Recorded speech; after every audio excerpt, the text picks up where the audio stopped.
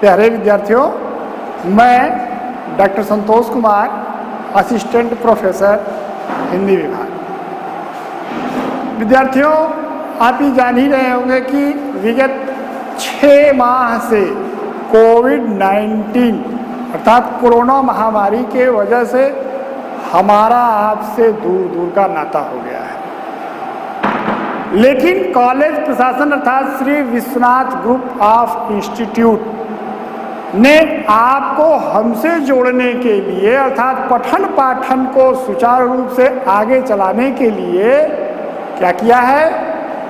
हमारी आपके साथ ऑनलाइन क्लास शुरुआत कर, जिसमें आपका भविष्य अधर्मी बनना है। उसके अंतर्गत आपको मैं आज बीए भाग 3 बीए भाग 3 के हिंदी विषय की पठन पाठन के बारे में बताऊं।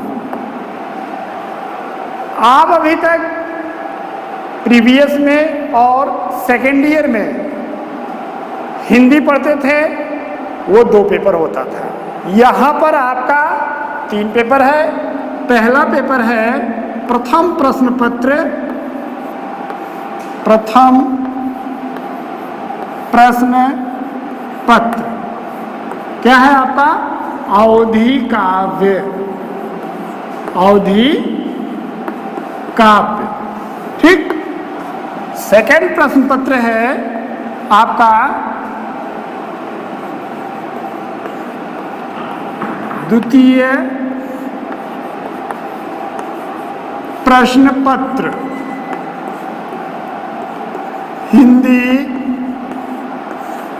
साहित्य का इतिहास, ठीक। अब तीसरा पेपर है आपका तृतीय प्रश्न पत्र है प्रयोजन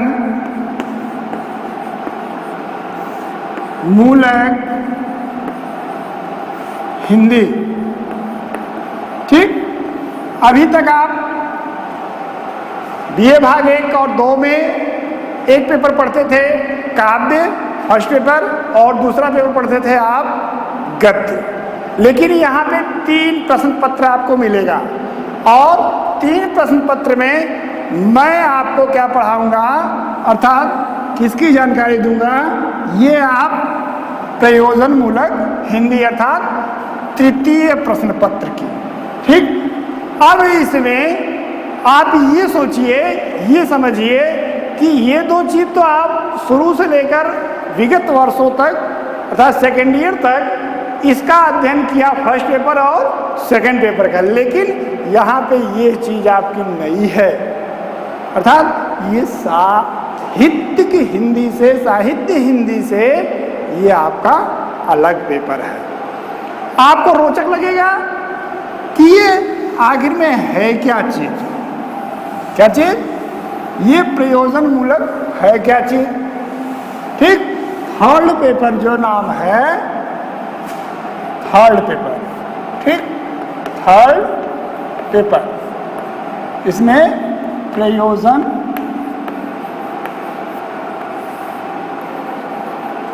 मूलक हिंदी, प्रयोजन मूलक हिंदी नाम आप पहली बार सुन रहे होंगे, उसकी चिंता नहीं, हम आपको बताएंगे कि प्रयोजन मूलक है क्या चीज़। थोड़ा सा साहित्यिक हिंदी से हट करके है। इसमें आपको न रस मिलेगा, न छंद मिलेगा, न अलंकार मिलेगा, न ही किसी प्रकार की अन्य साहित्यिक रचनाएं वगैरह वगैरह मिलेंगी।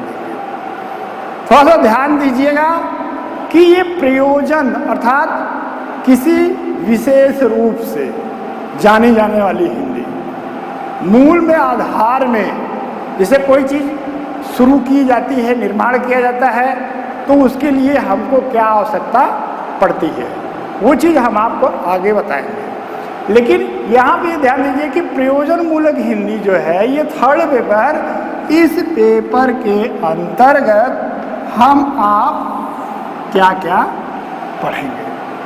ठीक, इसके अंतर्गत पहला टॉपिक आपका आएगा, पहला चैप्टर जो है प्रयोजन मूलक हिंदी का अभिप्राय। प्रयोजन मूलक हिंदी का अभिप्राय। ठीक, इसमें आपको हम बताएंगे कि मानक हिंदी अर्थात मानक भाषा हिंदी,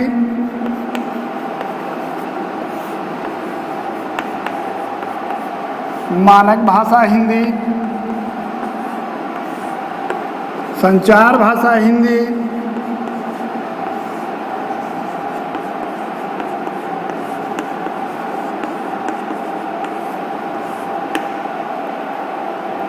माध्यम भाषा हिंदी,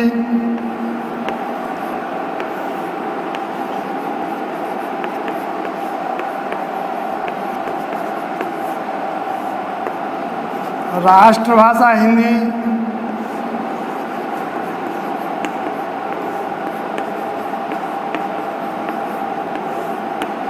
संपर्क भाषा हिंदी।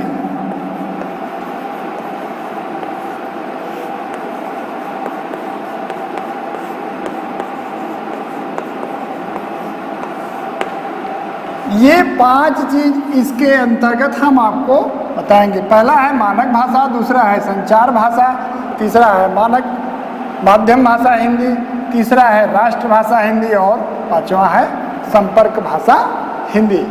इसके अंतर्गत इसकी चर्चा मैं करूंगा। अब फिर इसके बाद आता है दूसरा चीज है, इसी के अंतर्गत प्रयोजन मूलक हिंदी के अंतर्गत दूसरा टॉपिक आपका आएगा पत्राचार। क्या आएगा? पत्राचार।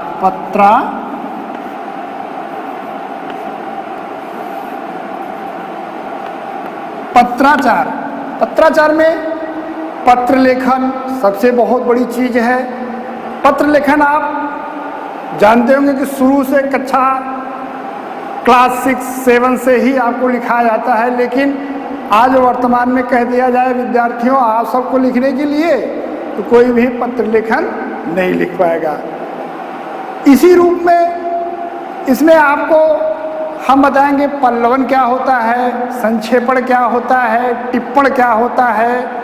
ठीक है, इन सब चीज़ों की जिक्र मैं पत्राचार के अंतर्गत करूंगा। तो इसमें आपको पढ़ना पड़ेगा पत्र लेखन,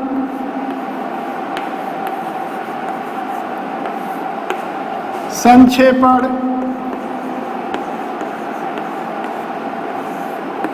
पल्लवन,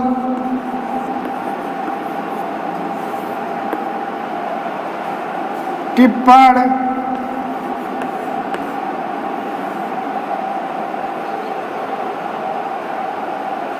पत्र लेखन, संक्षेपण, पल्लवन, टिप्पण और प्रारूपण। ठीक, इन चीज़ों के बारे में मैं आपको बताऊंगा। इसमें जैसे पत्र लेखन क्या होता है, संक्षेपण किसे कहा जाता है, संक्षेपण का क्या प्रयोग हो रहा है, पल्लवन क्या होता है, पल्लवन का क्या प्रयोग हो रहा है, और टिप्पण क्या चीज़ होती है वह चीज़, और प्रारूपण का अर्थात प्रयोजन मूलक हिंदी के अंतर्गत दूसरा टॉपिक जो रहेगा आपका वो पत्राचार का रहेगा। पत्राचार के अंतर्गत जो जो चीज़ें हैं मैं आपको बताऊंगा। अब इसके बाद तीसरा आता है, इसी में भाषा कंप्यूटिंग से संबंधित क्या होता है, तीसरा भाषा कंप्यूटिंग। ठीक, भाषा तो आप जान ही रहे हैं किस भाषा का नाम जिक्र हो रहा है, हिंदी भाषा का जिक्र हो रहा है। हिंदी भाषा में और कंप्यूटिंग मतलब अर्थात कंप्यूटर की जानकारी, अर्थात कंप्यूटर में आपको क्या क्या दिया जाएगा, इसका परिचय कराया जाएगा, इसके भाग हैं, इसके सॉफ्टवेयर कौन कौन से हैं, नई टेक्नोलॉजी के अंतर्गत हिंदी किस रूप में, वो आपको आज सामने आ रही है और इसकी क्या क्या विशेषताएं हैं। तो इसमें आपका होगा परिचय,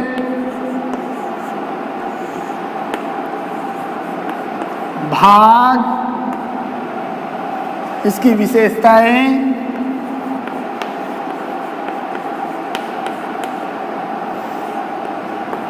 तकनीकी पहलू,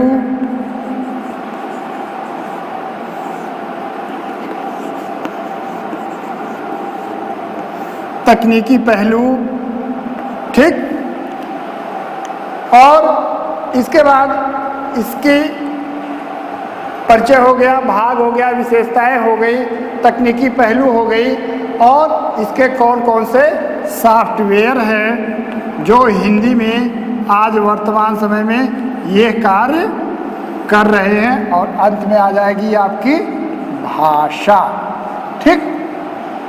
ये चीज आपको तीसरे चैप्टर के अंतर्गत मिलेगा, जिसमें परिचय है, भाग है, विशेषता है, तकनीकी पहलू है, सॉफ्टवेयर है। हिंदी की सॉफ्टवेयर कौन कौन सी वर्तमान समय में काम कर रही है वो चीज़ बताऊंगा मैं, और इसकी कौन कौन सी भाषा चल रही है, ठीक। ये आपका तीसरे में। अब इसी के अंतर्गत आपका चौथा आएगा, वो होगा आपका पत्रकारिता। क्या होगा? पत्रकारिता।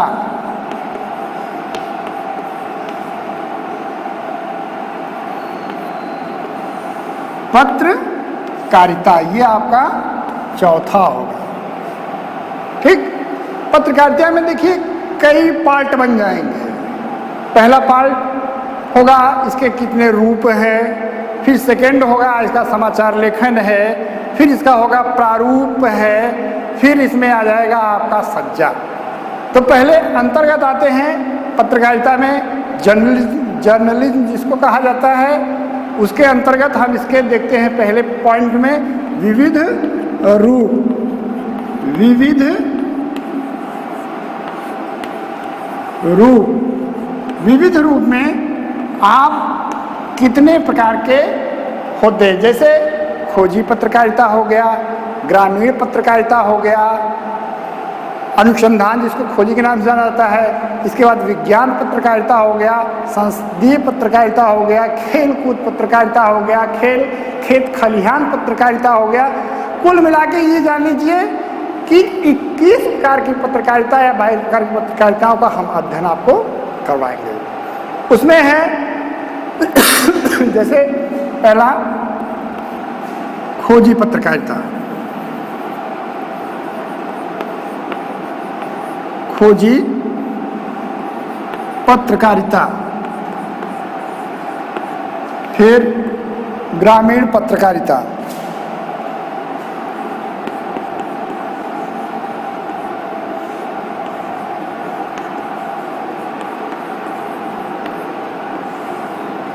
विज्ञान पत्रकारिता,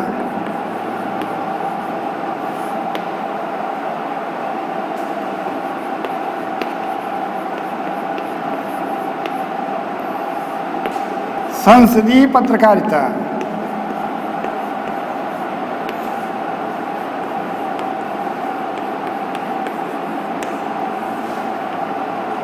खेत खलिहान पत्रकारिता,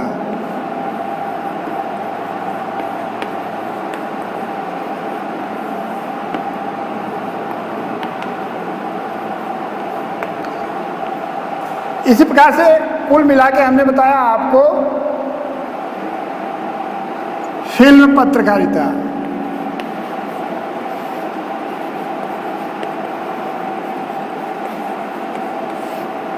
आज इसी में आपका आज यह मैंने बताया आपको 21 से 22 प्रकार के पत्रकारिता है, उनकी मैं चर्चा करूंगा। पत्रकारिता में विविध रूप हैं, इसके अनेक रूप हैं। खोजी पत्रकारिता, ग्रामीण पत्रकारिता, विज्ञान पत्रकारिता, संसदीय पत्रकारिता, खेत खलिहान पत्रकारिता, फिल्म पत्रकारिता आदि। ये आपका पत्रकारिता के पहला भाग था। अब इसी में आपका समाचार लेखन आएगा। क्या आएगा? समाचार लेखन, अर्थात समाचार कैसे लिखा जाता है। पत्रकारिता के ही सेकेंड पॉइंट में आएगा समाचार लेखन। ठीक, समाचार लेखन बहुत बड़ी चीज है आज के समय में, या इलेक्ट्रॉनिक मीडिया के अंतर्गत देखा जाए, टेलीविज़न पर कैसे समाचार को व्यक्त किया जाता है, दूसरों तक पहुंचाया जाता है। वर्तमान समय में ही ये जान लीजिए कि अखबार में कैसे समाचार पत्र पहुंचाया जा रहा है। ठीक है, ये सब की जानकारी मैं आपको इसमें दूंगा, लेकिन सबसे पहले आपका आएगा इसके अंतर्गत परिभाषा,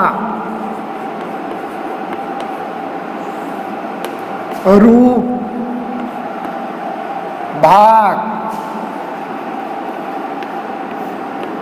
परिभाषा, रूप, भाग, इसके तत्व। ठीक, तत्व, विविध प्रारूप। विविध प्रारूप में कई हो जाते हैं, वो चीज मैं आपको उस समय बताऊंगा। लेकिन समाचार लिखने के लिए क्या क्या परिभाषाएं हैं, किस किस रूपों में अध्ययन किया जाता है, इसके कितने भाग हैं, कौन कौन से तत्व हैं और इसके क्या क्या रूप हैं, ये चीज आज वर्तमान समय में देखा जाता है तो सबसे बड़ी चीज है। ठीक, इसके अंतर्गत ये आपका पत्रकारिता के अंतर्गत आपका दूसरा है समाचार लेखन। इसके बाद फिर आपका आएगा इसी समाचार लेखन के अंतर्गत ही रहेगा, वो है इसी में ही है समाचार लेखन में इसका प्रारूप। तीसरा हो जाएगा ये समाचार प्रारूप।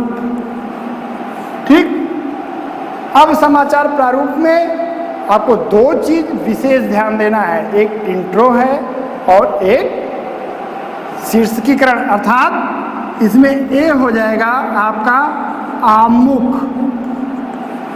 और दूसरा होगा बी, अर्थात जिसको हम कहते हैं शीर्षक, अर्थात शीर्षकीकरण। न्यूज़पेपर आप देखते होंगे, न्यूज़पेपर में हम प्रवेश कैसे करते हैं, अर्थात प्रवेश मतलब समाचार में किस माध्यम से हम अब पहुंचते हैं, वह एक बहुत बड़ी चुनौती है। वह एक बहुत बड़ी चुनौती है हिंदी के विद्यार्थियों के लिए, आगे जो जर्नलिज्म करते हैं उनके लिए। आई बात समझ में? और जो शीर्षक दिया जाता है, एक जर्नलिस्ट अर्थात न्यूज़ रिपोर्टर किन किन तरीकों से गुजर करके वह शीर्षक तैयार करता है, इसकी वो किन किन बातों को, सुविधाओं को ध्यान में रखते हुए, सावधानियां बरतते हुए वहाँ तक पहुँचता है। ठीक, इसकी चर्चा हम करेंगे। ये ध्यान दीजिएगा, चौथे ही अध्याय में पत्रकारिता के अंतर्गत आपका है।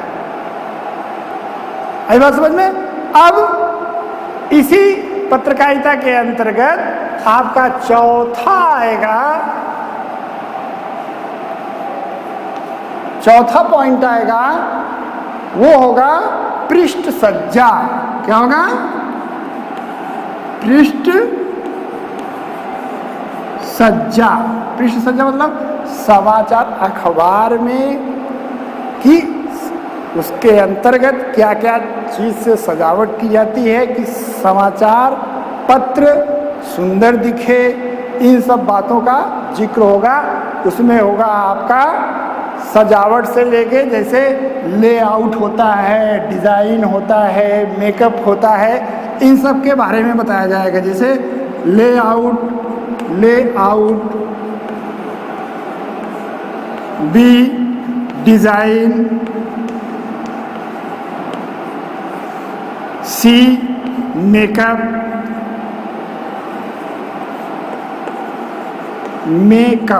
ठीक, इन सब चीज़ों को ध्यान में रख करके एक समाचार अखबार का पृष्ठों की सजावट की जाती है। ठीक है, ये पत्रकारिता के ही अंतर्गत आएगा, जो वो आपका चौथा टॉपिक है। अब इसमें आपका पांचवा अध्याय बनेगा। वो पांचवा अध्याय कहलाता है मीडिया लेखन एवं जनसंचार। क्या कहलाता है?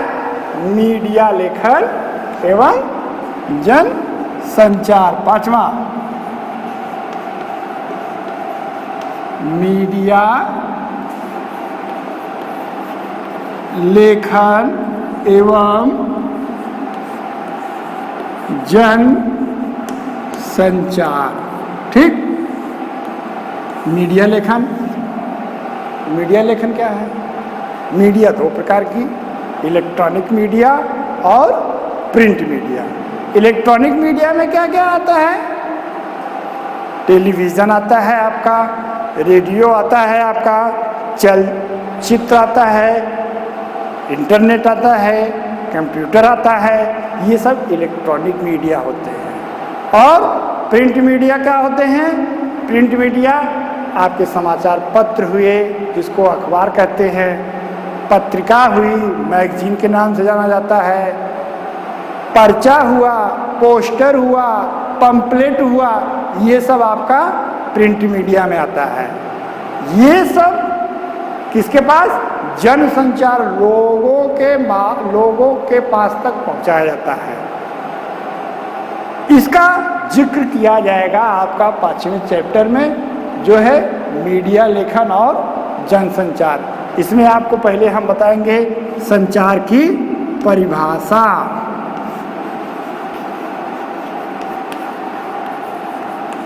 क्या बताएंगे?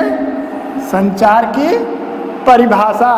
फिर होगा संचार के कार्य, संचार के कार्य। ठीक। फिर इसका होगा जनसंचार। क्या होगा? जन संचार, अर्थात लोगों के माध्यम से किस रूप में पहुंचा जाता है। ठीक है। अब अभी मैंने आपको बताया कि मीडिया दो प्रकार से होता है, इलेक्ट्रॉनिक मीडिया और प्रिंट मीडिया। ये सब चर्चा होने के बाद इलेक्ट्रॉनिक मीडिया और प्रिंट मीडिया के बारे में विधिवत चर्चा होगी। Electronic media, electronic media, print media. Print media,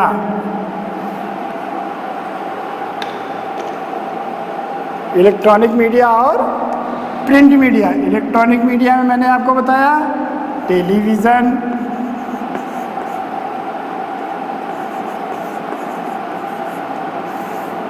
radio,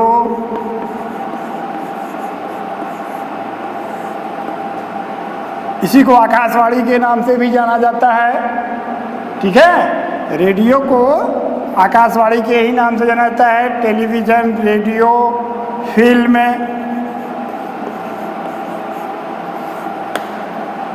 चलचित्र,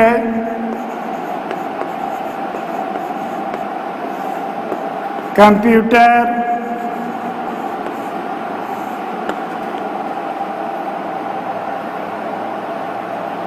आदि। ठीक है। इसकी चर्चा इलेक्ट्रॉनिक मीडिया में होगी। और प्रिंट मीडिया में क्या होगी? अखबार, इसी को न्यूज़पेपर के नाम से जाना जाता है। फिर आपका पर्चे आ जाएंगे, पोस्टर आ जाएगा, बैनर आ जाएगा। फिर आपके आ जाएगी मैगजीन, जिसको हम पत्रिका बोलते हैं। क्या बोलते हैं? पत्रिका, अर्थात मैगजीन आदि। इन सब का अध्ययन हम करेंगे। किसमें करेंगे?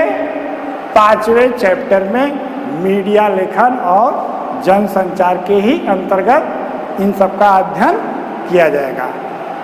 ठीक।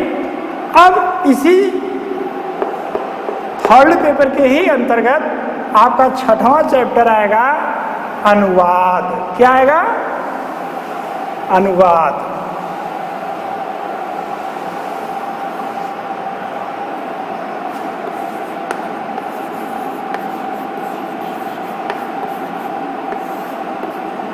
अनुवाद।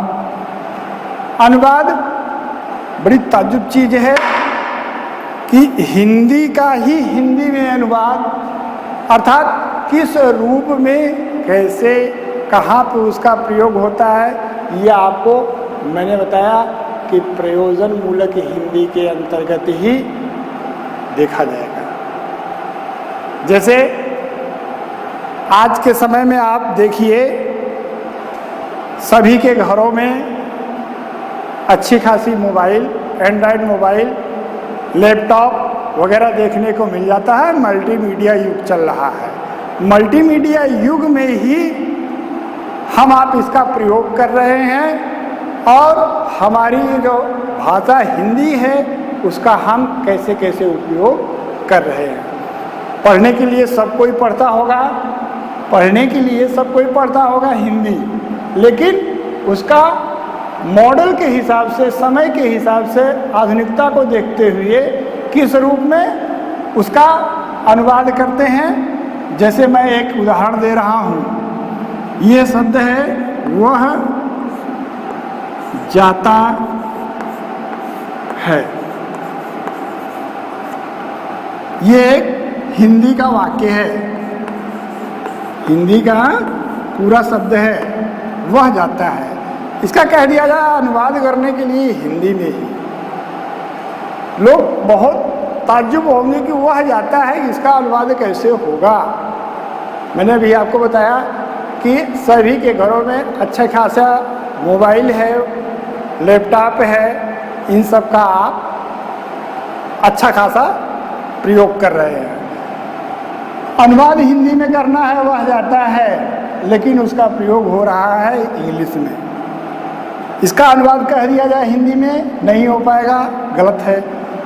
हो रहा है